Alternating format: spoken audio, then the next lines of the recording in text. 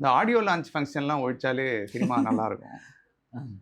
இல்ல இத ஏன்? நான் ஏன் காரணம்? சொல்றேன்னா, ஆ குறிப்பிட்டு ஆடியோ லான்ச்சுன்னு மட்டும் சொல்லல. சினிமாவை சுற்றிய இந்த விளம்பரப்படுத்துதல் ஒன்று இருக்கு இல்லையா? ப்ரமோஷன். அந்த ஒரு ப்ரமோஷன் ஹாரிசான். அது வந்து கொஞ்சம் அத நம்ம கொஞ்சம் மறுபரிசீலனை செய்யணும் அப்படின்றது என்னுடைய ஆனா ஒரு அப்பதானே எல்லாருக்கும் போய் நான் வரேன், சேரும். வரேன். நான் இன்னும் முடிக்கல. சினிமாவை நிச்சயமா விளம்பரப்படுத்தணும். அது எல்லாருக்கும் போய் சேரணும். ஆனா அந்த விளம்பரங்களில் நாம இந்த சினிமாவை பற்றியும், இந்த கலையை பற்றியும், அ இந்த படம் என்ன சொல்ல வருகிறதுன்றது அத பத்தியும், அ இந்த படத்தில் தாங்கள் பெற்ற அனுபவங்களை பற்றியும், இத பத்தியெல்லாம் நம்ம பேசணும்.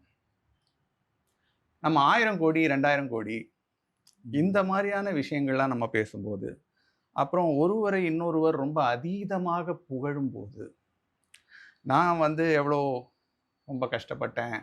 இந்த மாரி விஷயங்கள்லாம் பேசும்போது, அவங்களுடைய சொந்த கதைகள் அதெல்லாம் பேசும்போது, அது வந்து அ ஒரு ஒரு ஒரு படத்துக்கும் நம்ம மக்களுக்குமான ஒரு இடைவெளியை அதிகரிக்குதோ அப்படின்னு எனக்கு தோணுது.